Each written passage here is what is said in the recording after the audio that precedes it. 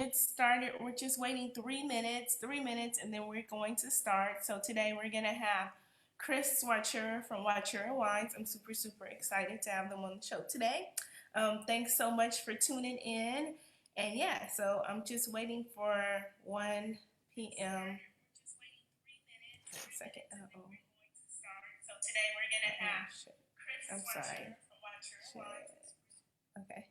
Sorry, technical difficulties. All right. So we are going to get started. So just hold on tight. And in the meantime, if you'd like to join the Zoom call, you can join in on Zoom. The link is in the title or the comment. So you can join in on Zoom if you prefer Zoom. But yeah, so I'm super excited about today. Do you guys have any questions? If you have any questions ahead of time, you can always just put those in the chat. So we are going to get started in 2 minutes. 2 minutes, we're going to have Chris from Wachira Wines. Let's see where they are.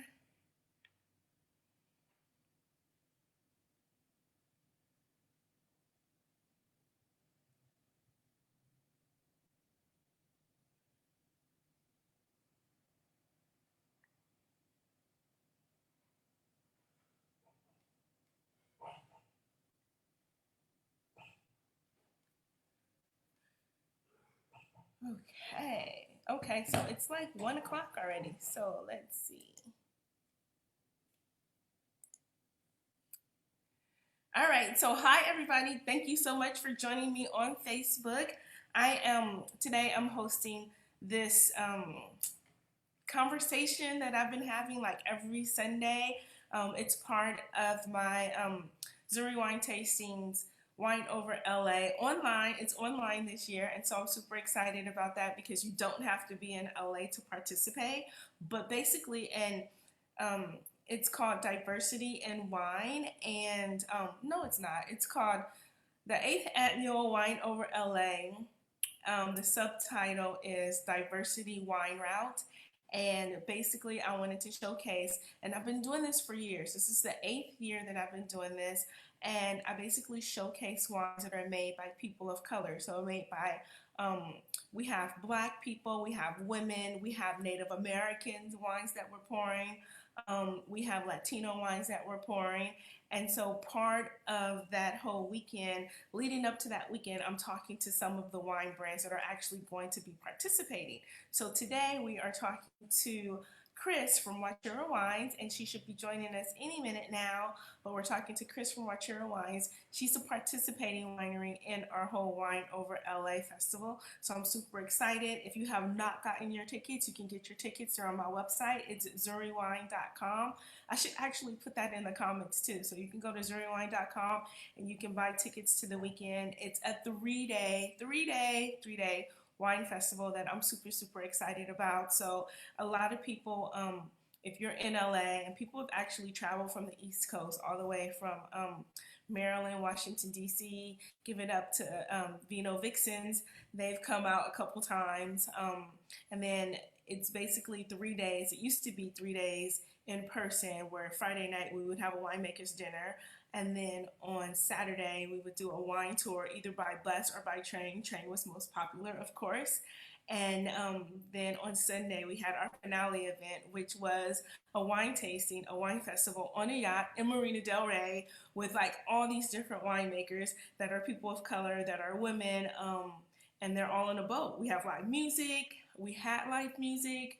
The yacht was 3 stories. So like the last one that we did on the yacht, the lower level, we had the live music, which is this really great band that my partners at Jazzism helped provide. They sponsored that band. And then we had a chocolate vendor, which was really awesome because they were giving away samples of their chocolate. And it was litty lit on that bottom level. So like as soon as you come in, you were greeted with some sparkling wine. And then you go upstairs, and then upstairs, that was the mid level where we had this dope cheese and charcuterie layout. That was pretty awesome. One of the people who worked at Wally's, actually his side thing was building cheese and charcuterie setups, and so he did this beautiful cheese and charcuterie setup.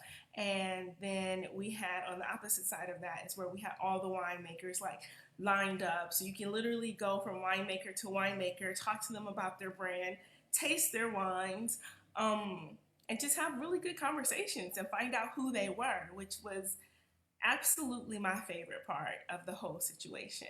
Um, so that's on the second level. So you have the cheese and charcuterie, and then you have the um, the winemakers. And then on the very top level, that's when I had my boys at Wine and Hip Hop Los Angeles. Devin Reed would joined me on the top level, and he did a live podcast from the top level. And we also had whiskey, and we had what did we have? We had whiskey and we had cigars. So my guy Chris, he actually owns a cigar company. Gosh, Chris is gonna kill me. The name of it is Cigar Rollers. I think it's Cigar Rollers. But Chris was on the top level with the whiskey, and people really liked that experience. But we're trying to do all of that online now, so I'm super excited. Let's see, Chris is here, so let's talk to Chris. Hey, Chris. Thanks so much for joining us. We are live on Facebook, so say hi to everybody in the Facebook world. Hi, Facebook. This is Chris of Wachira Wines. I'll be stepping in a second. Okay. I was just telling them about Wine Over LA, so I'll just continue to talk while you get your video set up. Awesome. Yeah, so Wine Over LA is pretty dope. I mean, it's an event that I usually work on all year long, and I'm super excited to bring it to the people. And like I said, it's the eighth year.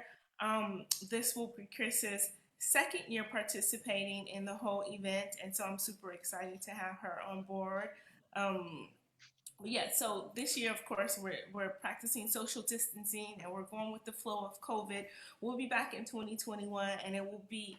I'm thinking that it's going to be even bigger and better. So the people who are attending Wine Over LA online that are on the East Coast, they'll see how awesome it is to actually have conversations and interactions with these winemakers, these wine brand owners, and then they'll want to come in 2021. So I'm gonna go for the big yacht in 2021. I'm claiming it right now. So the big yacht, 350 people. Um, but for this year, it's going to be online. So it's the weekend of July 24th through July 26th, right? So it's 3 days. And don't think that you're going to get overwhelmed because it's three interactive and really fun days. So on Friday night, for example, we have cooking and sipping with Iris Rideau. And I don't know if you guys know this, but Iris was the first Black woman to fully own a tasting room, a cellar, and a vineyard, all functioning, right? And she owned that in Solvang, which is just like 2 hours north of Los Angeles. So she's going to be telling her story a little bit. She's since retired, but she's coming out of retire for me. I'm super excited. So she's going to be cooking gumbo. I'll send everybody the recipe in advance if you register for the cooking and sipping experience. You can buy wines. You can buy the library wines that were produced when she actually owned the vineyard, and you can sip and you can chat with Iris on Zoom. That's Friday. And then Saturday, we're going to have a virtual wine tour and tasting with Native American winemaker Tara Gomez, and she's up in Santa Ynez as well, and she's pretty dope. So she makes this amazing wines. The wine is Keto Wines, and it's owned by the Native American tribe called the Chumash tribe. And so she's Native American, she's from the Chumash tribe, and she's the winemaker. And then on Sunday is the finale event. So Sunday is going to be so much fun. That's when we're going to have 12 different wine brands all on Zoom, and we're going to give them 5 minutes to introduce their wines, to go through a virtual tasting, and to tell their story. And then after everyone tells their stories, then you can break out into private break rooms, and you can actually have more conversation. So you can just pick whichever wine is your favorite winery, and you can go to that break room. You can have more conversations. You can talk more about the varietals if you want to. So it's gonna be dope. I'm super excited about it. You should be too. I'm super excited. But you can go to my website, zuriwine.com, and you can buy a ticket for that. Yeah, Chris, are you ready? Yes, I am. Yay! So welcome. Oh my goodness. Hi, Chad. Hi, Chris. You are so infectious of sitting over here beaming. I'm so excited. I'm like, yay, let's do this. I know. I can't wait to like see you guys in person. And I'm I'm telling you right now, forget this social distancing. I'm gonna give you guys the biggest hug, like this big hug when Oh, I I see you miss guys. you. How is it? How is it being in a different country and a different continent during this time? How has You it know been? what? I'm at home, so like I am protected. I am surrounded by like my ancestors, and they are keeping me healthy and well. You know, so Beautiful. I have no complaints about South Africa. I love it. I love the people. I love the wine culture, and I've just been doing some things to try to stay motivated because trust me, it was tough, and some days are still tough. But I Uh-huh. don't think it's being in another country. It's just this time of abnormal. You know what I mean? It's Yeah. just Right.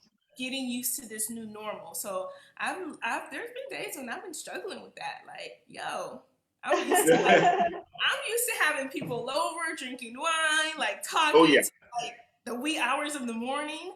So that's the hardest part for me. What about you Yeah. guys? How are you guys holding up? I mean, it's much of the same what you're saying. Because for me, it's a thing of she doesn't understand why it takes so long for me to go out and just go to the grocery store. So I just gotta get out of the house. I gotta do something. But sometimes I'm just taking phone calls in the car just to To get a change of environment or Yeah, like yeah. yeah. It's like I'll literally sit in the parking lot of the grocery store and do business on the phone. yeah, and you have to because like, well, for me, my thing was the grocery store too. Like, I feel like for a lot of us, the grocery store is like our entertainment, right? Yes, it is. You people watch and you get a shop too. I mean, You get perfect. to Yeah. you get to see people. Like, I'm like, Right, oh, I see people. Yes. right, So, right. but yeah, other than that, it's been great. I'm super excited. So like, Awesome. woosah. Let me just calm myself down a little bit.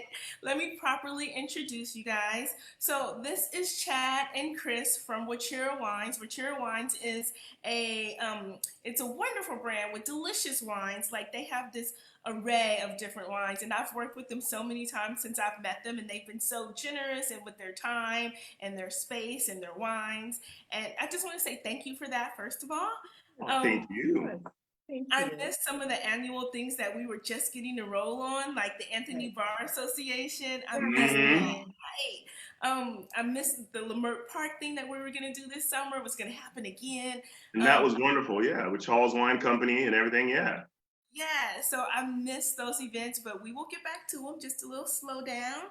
Mm-hmm. But Wachura Wines is a really great wine brand. They have five different varietals. I know Yeah. they have the muscat, the sparkling muscat, and It's a steel. It's a steel. It's a steel it's a still. muscat. But then you Yeah. have the sparkling, Yes, Hmm. we do. and then they have this Cabernet, which is so super friendly and super fun and approachable and yummy at the same time. It's like this cab that doesn't taste like a cab, but it tastes like a cab. Like it has the characteristics, but it's just not so. It's very approachable, which I really love that cab. It's not so stuffy. Yeah. Yeah, it's not like your serious cab, right? But it means Right. business It, though. It means it business. it shows up. It shows up, and it's very well cloaked in its Hmm. cabness. But it's yeah. It's But not. It's not. It's a cab that's not about exclusivity. So a lot of cabs have a very big price point because the cab grape is expensive. Number one, but it becomes a thing of it's not overly, you know, trying to be too heavy and it to be the best cab in the world, and it's not trying to do anything but be enjoyed. So it's an I feel, approach, like you said, approachable. right. yeah, I feel like your cab is like a man who's wearing a nice suit.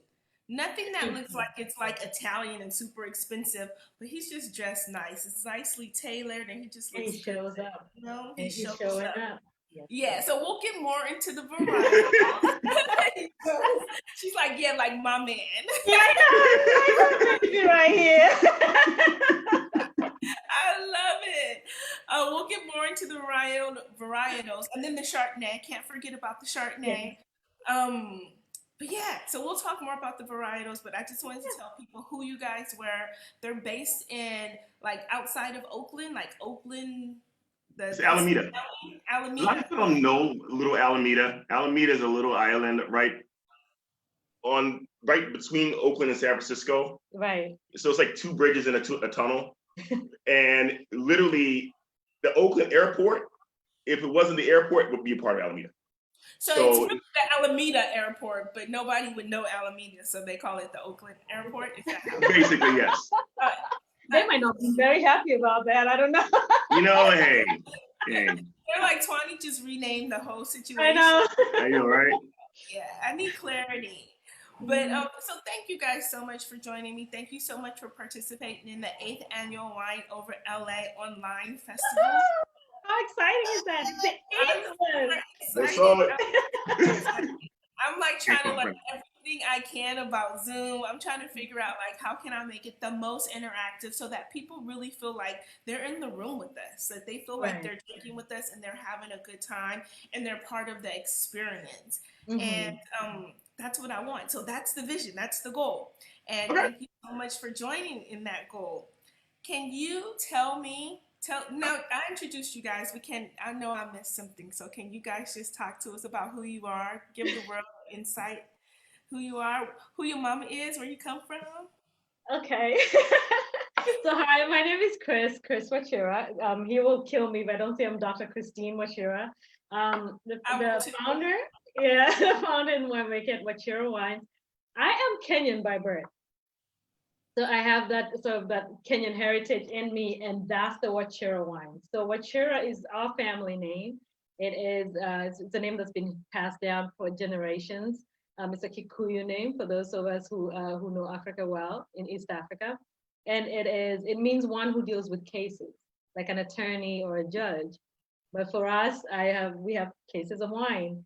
So I tend to think that my destiny in winemaking was crafted way before I came into existence. And so we have 5 different varietals. We'll go deeper into them. And the 5 varietals mirror the big five of a Kenyan safari, or an African safari for that matter. And that is an homage to my Kenyan heritage. The flavor profiles in the wines is what I consider Kenyan. And so the grapes are Californian, the profile is Kenyan. That's the Californian wines with a Kenyan accent. I love it. So what she failed to realize, what she failed to mention was they call it a wine safari. So whenever you safari. Yes, so whenever you taste with Wachira wines, you're going through this wine safari, which I loved. When I was like, a wine safari? Wait a minute. Mhm. That Well, sounds like my kind of safari. yes. Yes. I mean, because if you haven't been on a safari, you know, it's understandable. But the wine safari is more of a concept that Chris is a little shy about talking about. It's more about the experience. Her whole philosophy about making wine is not so much about the wine as it is the experience you have with the wine and the experience you have with those around you. And her mantra is, you know, a bottle of wine, you can meet people and create community around a bottle of wine. So, Yes. yeah, in the safari, each of the animals of the big five are associated with the varietal for a reason. So when we go through that safari, you understand why that varietal is that animal. Right. I love it. Okay, so and I love that you infuse so much of your Kenyan culture with this whole wine experience. And even when you come and you pour at the event, you have your head wraps or you might have on the whole gear. And Right. I think it attracts people too. It attracts people to say, who is that? Like, where is she coming from? And, did this wine come from Kenya? And then they have so many questions, which I love, right? Right. And I think that's, part of this whole conversation I wanted to have is talking about diversity in wine. And I feel like the problem with diversity is that people are afraid to ask questions because they think that, I don't know what they're thinking, but they might think that the other person might get offended. They don't know where to start. But when they see you in your African print, they come over and they actually ask questions. And I love that. And they're like, is this wine from Kenya? And you're like, no, the grapes are from California. But And that's the best part for me as far as being in the wine industry and being in this wine community and in my Black wine communities is inviting those conversations. For me, like Chad mentioned, it's so the part of the culture, the wine culture and the wine industry that I fell in love with when I migrated here from Kenya in the late 90s was that ability to meet a complete stranger, strike a conversation, and actually build some semblance of a friendship or just getting to know somebody a little bit better just over a bottle of wine. yes, and it's like magic. It's like magic friend It power. is. It really is. This fruit has something in it that just draws people in and encourages if you're open to it. And I welcome folks. Like, come on up. Let me tell you a little bit about my Kenya and my American heritage. Yes, I love it. And we go whenever we get together and we start drinking and talking. Before you know it, I remember when we did the winemakers dinner. Oh my goodness. We were there so late, just chatting, Right. just drinking wine. And there were like customers who stayed over and talked to us. And it was just such a good experience to be in that space with wine. Absolutely. And so wine does bring us together, it builds these bridges. Can you guys talk a little bit about have you had any challenges with diversity, with like building your brand in this wine industry, or did you have and I'm gonna ask this question too. You had to make the choice to say, you know what, I definitely want to make sure I showcase my Kenyan heritage. Was there anybody who said to you like, no, maybe you should be a little bit more vanilla? Absolutely. Absolutely. I don't know. There's some that question in itself is a 6-hour lecture. So I'm gonna sort of hit on the on the and then a 3-hour addendum from me. Yeah. So yeah. So absolutely. So first of all, starting off with the name itself, the brand name, it was a question of nobody will be able to pronounce that name. Nobody will be able to. I mean, like that. It's a strange name. It's a different name, right? And I was like, nobody talked to Robert Mondavi and said, why would you call your winery Mondavi? Or even for that matter, in other industries like Suzuki motorcycles. Right. I mean, and folks can pronounce and spell Tchaikovsky. So I was so, I'm stumped. I'm like, how can you? I mean, I was like, there's no question about it. And some people still butcher it, but it's they learn. Okay. We'll teach them. We work with them. We correct it, and I mean, as far as history and heritage, I mean, it's really important, especially being a Black woman and being an immigrant Black woman, that I represented not just for my family, but for the culture and for the little girls coming behind me, for the immigrants that are moving into this country and thinking that this industry is out of reach, right? So this, for one, allows you to dream into it and to see that it actually can come true. It can happen for you, and to not to shy away from what you bring to the table. You are enough as you are, right? Yes. Yeah, I love that, because you know what? It just says that that's what my goal is. I want people to look at me in this wine industry, and I want them, and it happens. There's people who are younger than me. There's kids who are saying, you know what? I want that life that you have when I grow up. I want something like that. And because you're doing it, I feel like I could do it. It's because attainable. You moved to Africa, I feel like I can move out of the country. You know, they do it. And so that is important, to be unapologetically us. Whatever that culture is. Yes. And just to add on to that, I mean, I'm glad both of you guys said what you just said about the young ones coming behind you, because even as recently as last year, it's not just for the young ones, it's more importantly for the young ones, because they can see it can be done. But for the ones that are our age and above, you have women that really can't grasp their heads around it. I mean, immigrants that we've met in the community here, that you really making wine? You really make this? And it's like, it's hard for them to step outside of that box, because that's not a box that a lot of immigrants come to this country looking at. Because I grew up in a community where my next door neighbors were African. You became doctors, lawyers, and you come to this country with a dream. You come to this country with a path, and your parents press upon you that path as well. You know, my sister's next door neighbors, my adopted sisters, they're all Nigerian. 2 of them are medical doctors and one of them's a lawyer. So it's like, we were in South Carolina. I mean, winemaking in South Carolina is not an option for a Black person. Yeah. This woman and you make it across the country, especially on Zoom and across the world, you're giving women of your age as well that mind-opening kind of salvo of like, you can't. Yeah, and that's, and for me, so I was just talking to my friend Leah. I think you guys might know Leah Jones from Mhm. Diversity in Wine and Mhm. Spirits. Okay, so we were just talking about like diversity and like, our role and our responsibility in it. And, both of us have been champions in um, this movement, in this cause before it was a hashtag, before it was a trend, I've always tried to showcase wines that were made by people who look like we. Um, but I was saying that, this whole diversity, it has to start with us first. Like, we have to, like, if I have an argument with you, Chris, the first Mhm. thing I'm going to do is look at myself and say, okay, what could I have done better? What did I do to cause the conflict, right? And then I'm going to go to you and I'm going to say, hey, listen, I feel like we need to take these steps so that we can correct whatever problem that we had. And so with the Mhm. wine industry, I think that that's what we need to do as Black people too. It's kind of like look to see like what is it that we can do. And I really feel like more mentorship, more being authentic, and more Mhm. support for each other's brands are some things Absolutely. that we can do. Yeah, yeah. Absolutely. And Yeah. and you just spoke to a really key point that we hosted on Friday the sort of an industry sort of panel and invite a whole bunch of folks to join in and chat. And I know it was like way in the middle of the night for you, Tuanni. So Yeah, I um, know. I'm waiting yeah. for the video.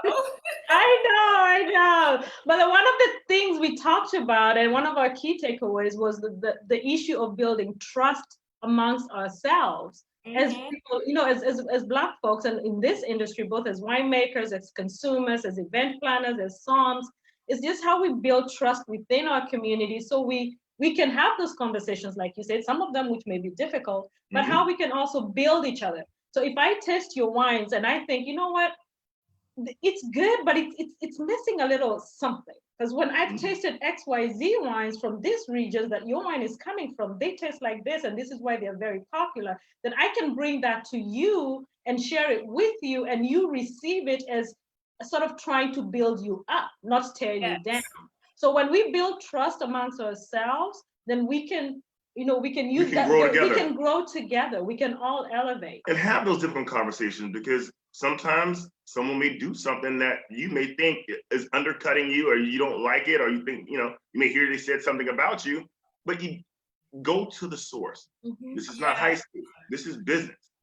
Yes. Exactly. This is business. That's bottom line. Bottom It's line. like And Tahira said it's over and over again on this Friday. It's about the economics. And if you think about that, if you think about us building our collective, we're all trying to rise together. We're not competing. There's enough black dollar out there for everybody. There are yes. enough pallets for everybody, Enough everybody, white, Asian dollars that buy wine from everybody. So it's Right. like there nobody's wine tastes the same. So there's Yeah. no real competition.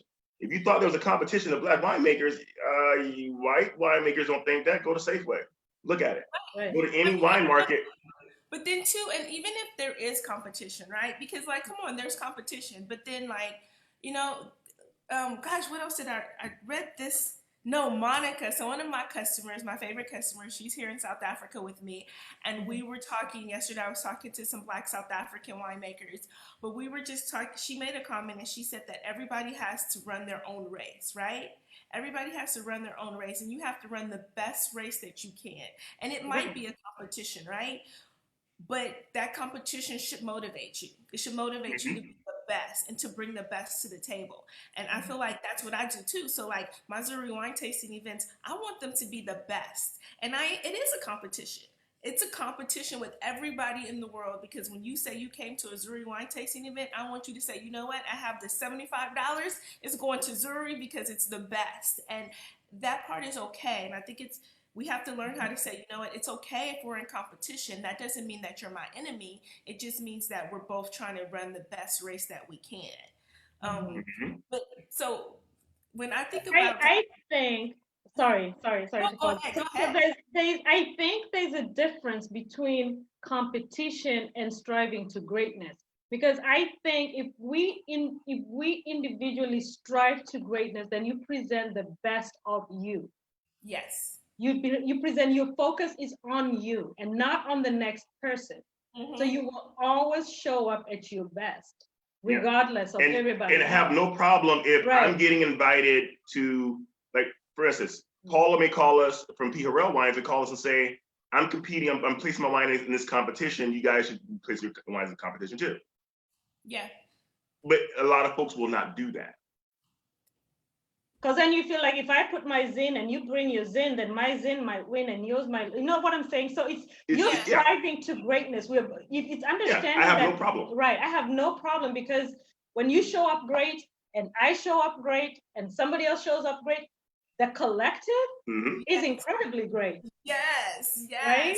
Yes. And I feel like, I agree with that 100%. So like there's some people who do like the same things that I do, like Fern, who I love to death. And I went to her, and before our events used to be like around the same time, so I would never be able to go to her events. But since I moved my event to the summertime, or she had an event in the summertime or something. Anyway, I was able to go to her event, and I remember you last time you were there. I was blown away. I was like, oh my goodness, this is a really she doesn't play. You know what I mean? And it was like, I was like, okay, let me go to the table. Let me make sure, I might call her up and I might be like, yo, I like that you did this. Can you like tell me like who you used or what you did? She's like, girl, yeah, that's my cousin, homegirl. Here's the phone number, blah, blah, blah. So it's like this good like collaboration, like camaraderie that we have. And I love seeing her be the best at what she's doing when she's doing it. And she loves seeing me do the same thing. So I just think that when I think about diversity, I think about mentorship, I think about collaboration, what else? And allies. Yes. Absolutely. The ally part. Yeah, and I'm gonna say something real quick on that piece. On the allies. On both. And it's gonna end up with the allies. In reflection of Juneteenth and all the stuff with Tulsa, Black Wall Street, if you think about it, you had a lot of Black businessmen that, yes, everybody's in competition with each other, but they had to work together to build that. Yes. And then you cannot build something like Black Wall Street in the middle of Tulsa without having allies as well. So you gotta be able to step outside of your own way to understand you have to have allies, you have to have cooperation, and you have to start somewhere, which the baseline is trust. Yeah. Now cut people when they break the trust. And you give them an opportunity to rectify it, and they don't, then you cut them. Then you don't, but you know what, trust is different than foolery. Trust is different than being a fool. So like trust is like, fool me once, fool me twice, you fool me 3 times. Hey, wait a minute. Mama did raise I said I don't think it will make it to 3 actually. No, you fool me. You fool me once. You fool me once. I'm gonna come to you and ask you about it. You fool me. You try to fool me twice. I'm gonna check you. Yeah. The third time you try to fool me, I'll be like, you tried it. You ain't gonna fool nobody in my orbit. The third time is not even gonna work. It's not even gonna work out. Tried it. Can we just talk about some of the allies or how you build allies in this wine business? And honestly, I mean non-Black allies, because somebody told me the other day, they were like, oh gosh, we're gonna need to work on you. We need to work on you because you real Black, you blackity black when it comes to this wine industry, right? And I don't know how I felt about that comment, right? Because I do support our people, and I feel like our people need more support than Robert Mondavi, for example, right? Who has a whole Gallo brand behind him. And so if I'm just one little cheerleader supporting these Black-owned brands, I'm comfortable in that space. Now, I have white allies and there's white brands that I support, I love, and I drink those and I'll promote those whenever I can. But I don't know. But you don't get paid to do what you do directly by the wineries. You don't get paid. Mondavi can afford to hire. You have Diageo that represents brands across the world because they have a whole bunch of money, and they don't need a Zuri wine to help people understand and find the Black wineries that they're yearning to reach out to. You do something out of your heart, and it's a mission that you put upon yourself. Right. No, and you do it as a business. Yes, you want to make money too, but it's your business because it's your passion.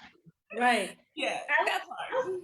Yeah, I was going to say, as far as allies are concerned, I mean, this industry has been, the wine industry has been very financially rewarding for other ethnic communities for a really long time. They have built systems, they've built processes, they have connections.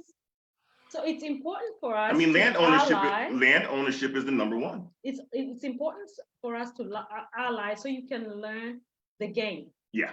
Mm-hmm. And you can pick on the rules of engagement. You can't do it if you're outside of the circle. Yeah.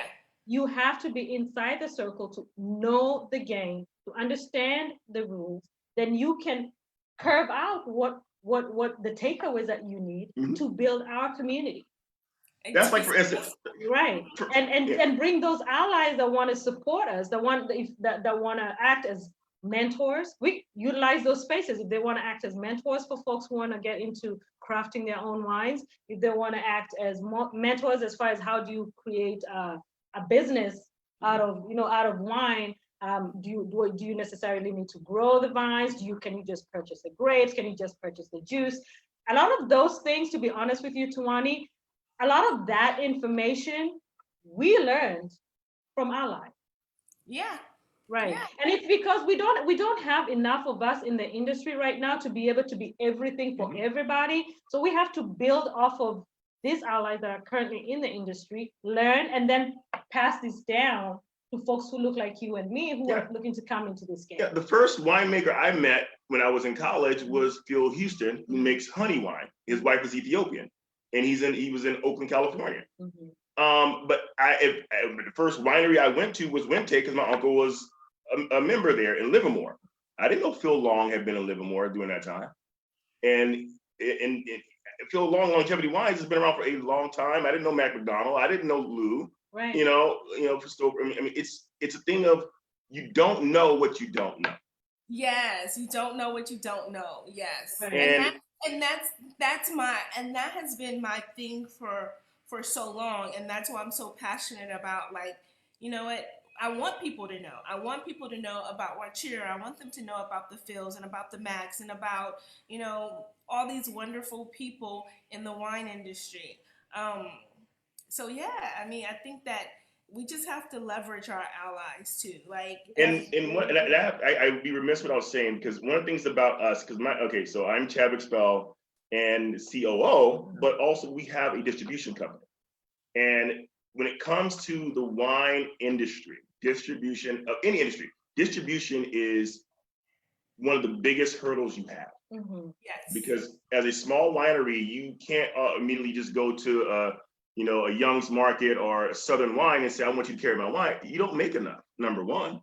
Nobody's asking for your wine for them to even say, I would distribute it, because it'll just be another SKU that they have of their thousands of SKUs.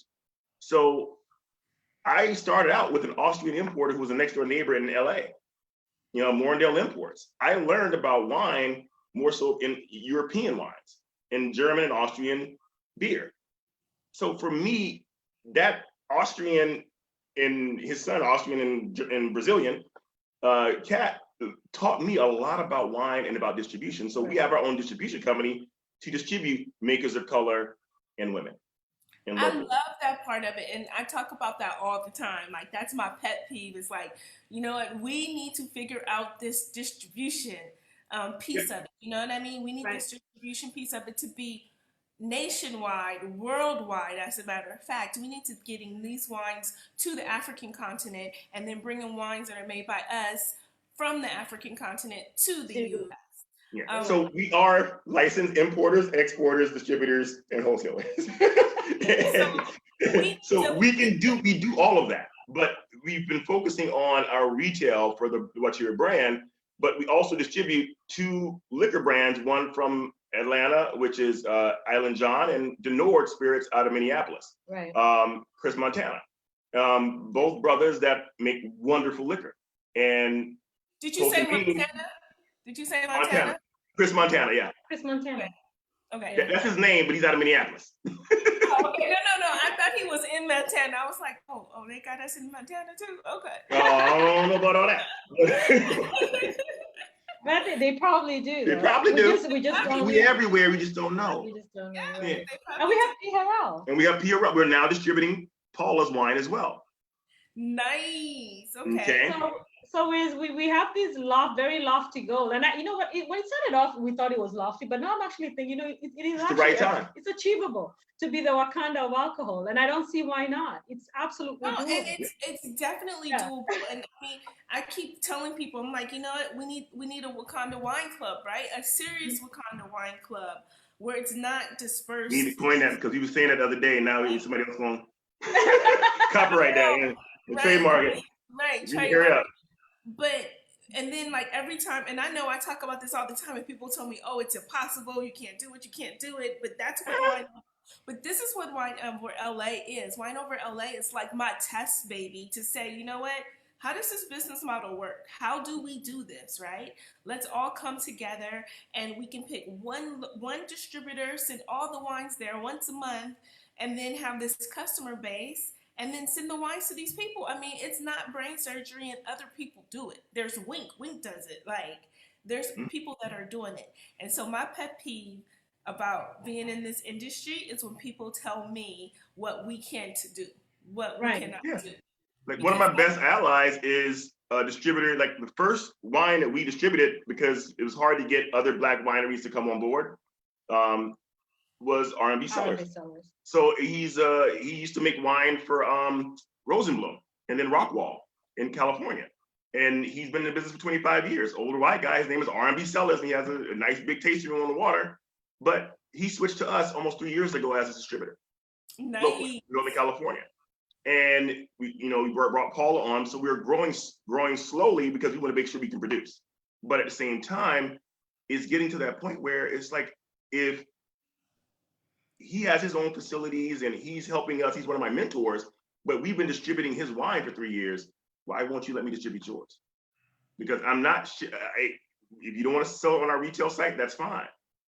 We're doing both for Paula there, but we also already making sales for her wholesale to different bars and restaurants. So it's like, it's a thing of create coalitions. We're not going to take business from you. It's going to give you an extra sideline of business that you don't have.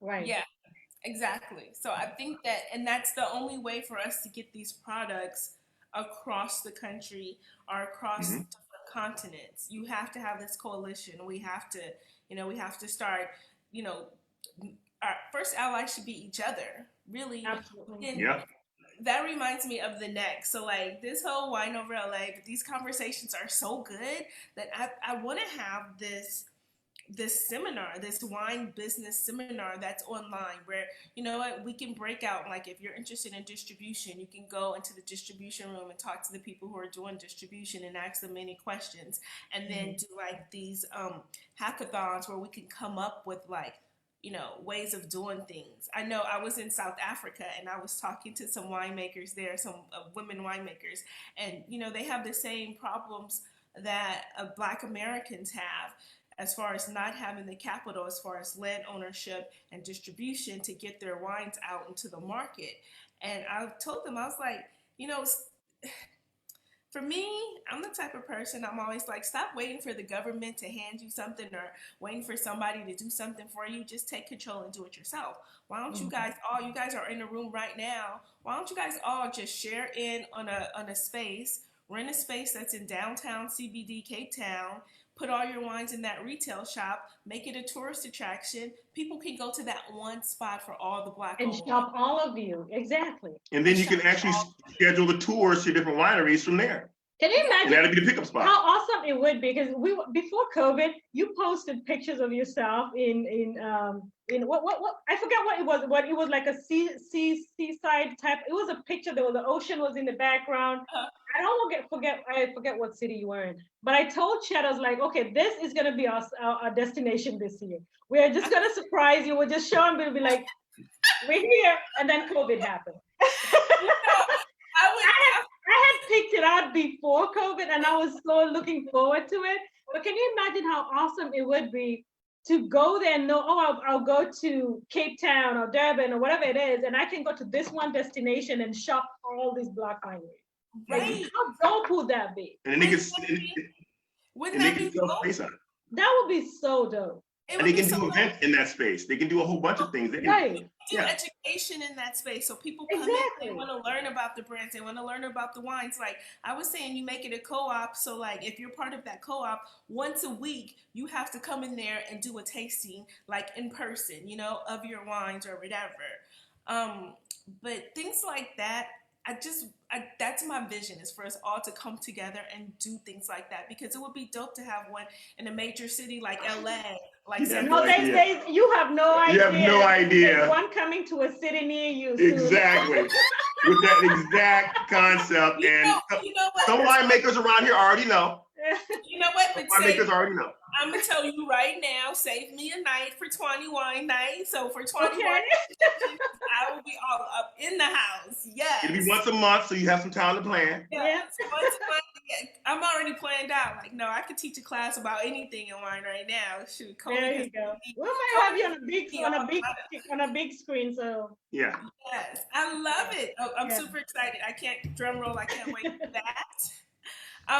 So let me say, I think there was you said something because you told me that to say no, I didn't say where. I just said there's one coming to a city near you. Okay. I didn't say where. I didn't give it all out. I know you guys. I know you guys are. I know you guys have big things coming up. You guys are like me, like you get a vision and you're just like, okay, let's make it happen. So I can't wait. You say it's coming to a city near me.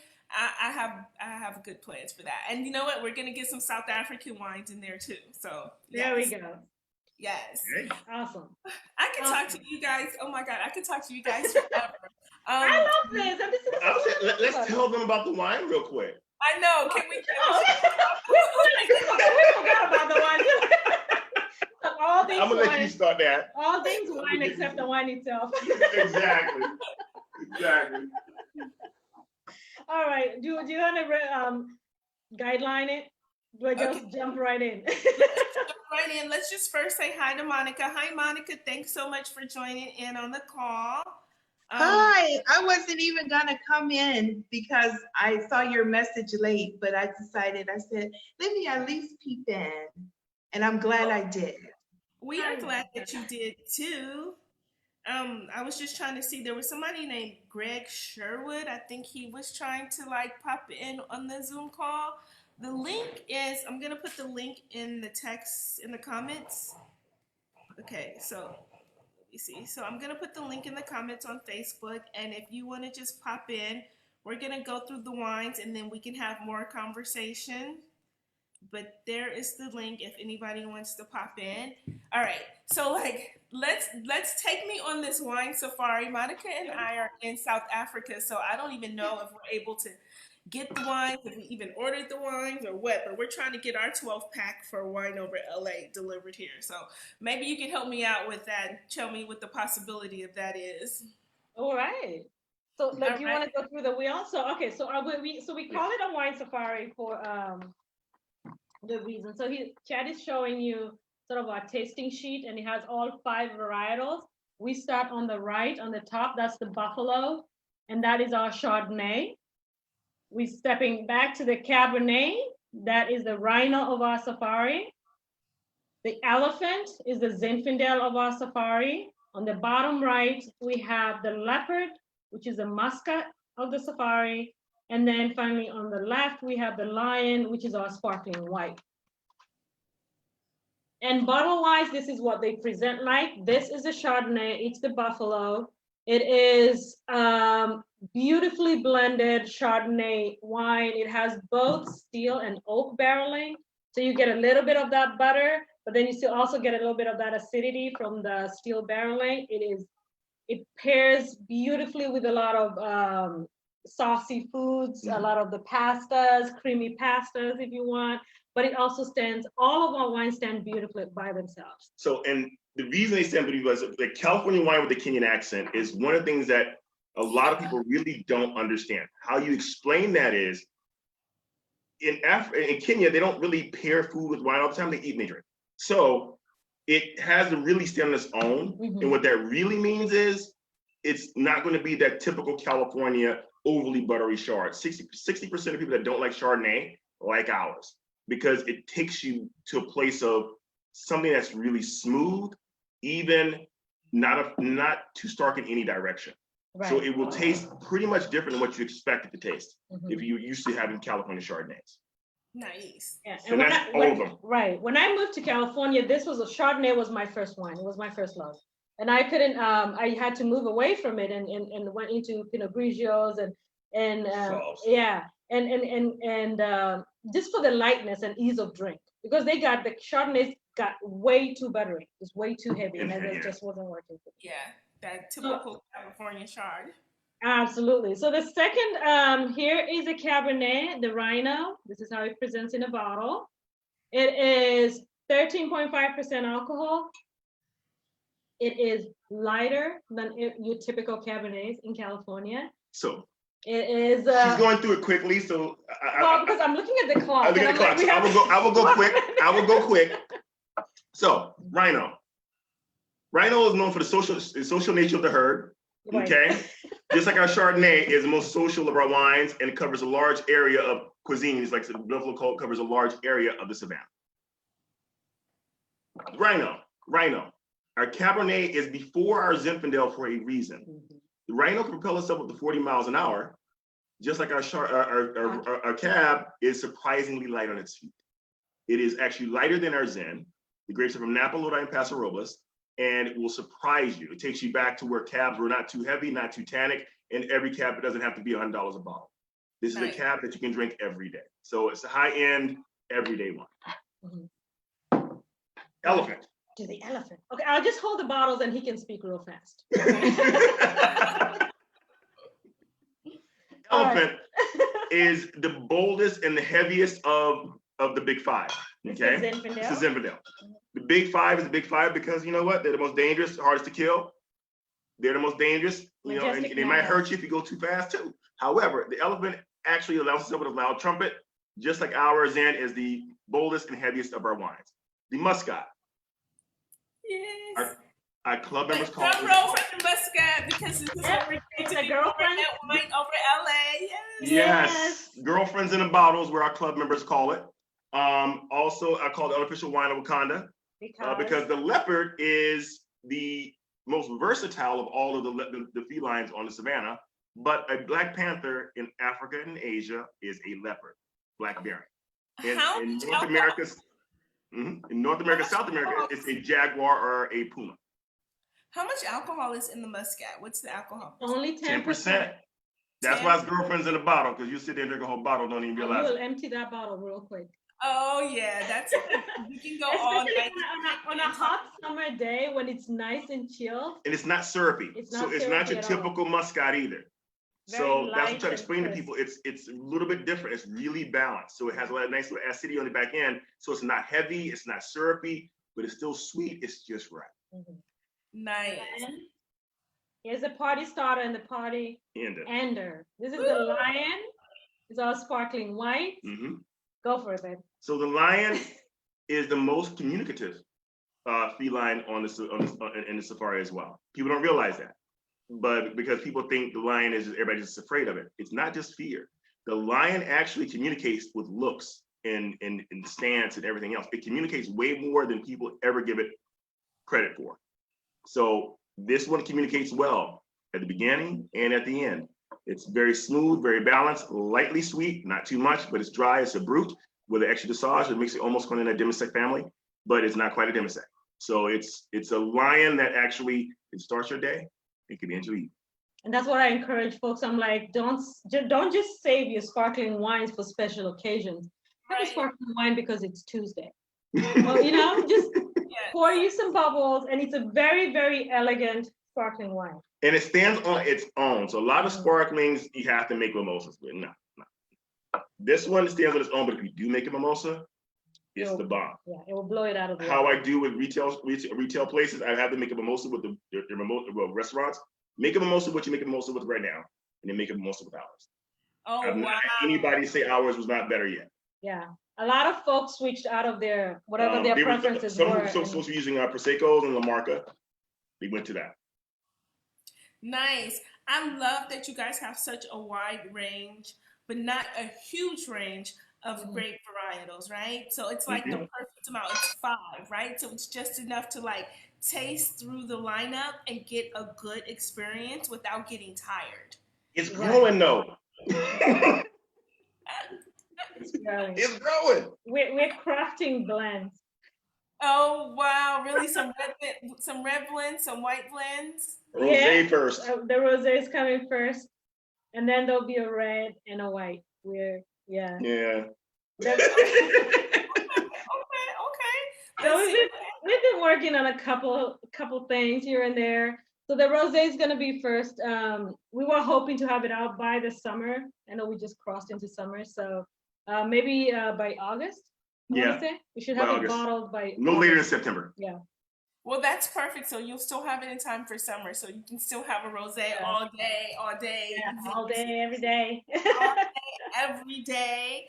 Let me just see if there's any questions from Facebook. Or Monica, do you have any questions about the wines?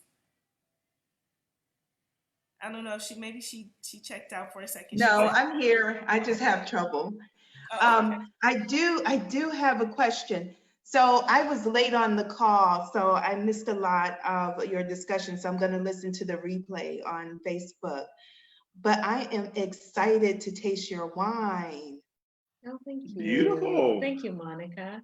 Your rosé will be just in time for our Cape Town summer in December. Oh, yeah. Fun. Nice. Yep. So it'll be perfect timing for Cape Town. So I was going to say one more thing. Being the only Kenyan American winemaker in the country, I had to learn something about, even though I've been to Kenya a good few times already, when we first had our first launch of our wines, her uncles came over and I served them our red wine and I got checked very quickly. They looked at her and said, why is he serving us warm wine? So that's the thing about our reds. They actually translate very well cold. She blended them to a point where you can actually have them room temperature or cold, and it's great both ways. You can't do that with every red. No, and I remember thinking, I remember learning that when we poured it at, was it, I can't remember if it was Post and Beam or the Anthony Bar. And then you made that point to say, no, it just has a little bit of a chill, just a little bit of a chill, not a cold, hard chill, but just a little bit of a chill. And it does. It makes it so just refreshing for a red wine. So it's not like one that just kind of weighs you down. I mean, don't get me wrong. I do love my big tannic, heavy alcoholic red wines as well. But that's a nice choice for especially when you want to drink red in the summertime and you don't want something that's going to be as full bodied. So, yeah, and it's only 13.5% for the Cab and 13.9% alcohol for the Zen. You can't really do that with a 16% alcohol content wine. It's gonna come off real different. And then the sparkling wine. So how are you guys making the sparkling wine? Is it made in the traditional method or is it made in the tank method? It's in the tank method. Nice. So it's the Italiano. So they do the sort of the secondary fermentation happens in the tank. So it's gonna have that really fresh, fruity, vibrant flavors and aromas. Exactly. So it does present as a sort of a so the younger sparkling wines are made that way, and so they present very fruit forward. So you do get a whole bunch of fruit in it, and also that extra dosage adds sort of the slight sweetness, so it ends up being a demi-sec. It is just so elegant, and the bubbles and they're nice and tiny. They're not the champagne tiny, but they are nice and small enough to where it's just and lasting and lingering on it does not overpower your palate. It just sort of glides through. Sparkling wine. I do. I'm super excited. I'm super excited about the muscat that you guys are going to be pouring at Wine Over LA and tasting. And so right now, if you guys plan on attending Wine Over LA online, you can buy your pass for the weekend, and then you can also buy your 12-pack of wine for the weekend. And I encourage you, if you buy the 12-pack, you get four unique logins. So you can share this with your girlfriends. You guys can get the 12-pack of wine, split it up, then go taste at home, or they can all just come over to your house. I know the United States is a little bit more relaxed these days, but I just encourage you to get this 12-pack of wines, get some girlfriends together, tasted, it's like your opportunity to taste 12 different brands that are made by people who look like we, who are women, who are African American, who are Latino, Native American. So it's gonna be fun. It's a lot of fun. One of the ladies, it's oh my gosh, it's so much fun. I remember watching the cruise. It was, oh my gosh, and Tuanni does it so elegantly. Like you really elevate the experience.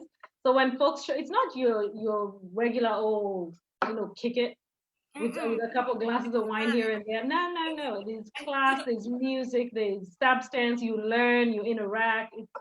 It's so much that's fun. my favorite part of it too, is because like I've been to a lot of different wine festivals, right? And my pet peeve about the wine festivals are when I love wine festivals because they're super fun, but at the same time, a lot of them have so many different wine brands there, and the focus is not really on the wine brand. The focus is on people just getting whatever they can. They don't even know what they're drinking. Just throwing it back, exactly. Yeah, I mean, after about, if you're not spitting the wine out, which very few people do, which I wouldn't recommend any because it's wasting wine, like the Zen Fest in Lodi, it's like you have 50 something or more wineries. After number 20, it's just whatever. I mean, you probably done bought wine and already, and you done bought probably 2 cases of stuff that you're gonna take home with you. Is at that point, it's like, I'm just having fun. And my uncle Mac, my mentor Mac McDonald, he told me, he was like, because like with my wine over LA, I'm thinking, oh man, you know what? I'm gonna have 50 winemakers there. And he's like, no, baby girl. He's like, you need to have 8. And I was like, 8? I can't make no money with 8. And so I was like, okay, I compromise is keeping it around that like 12 to 16 mark, because I feel like you can go to 16 different tables and taste with 16 different people and still have time to actually listen and interact and enjoy and really be connected to those wine brands. And that's the whole point for me, is people to connect with the wine brands, not to just get tipsy, not to get drunk.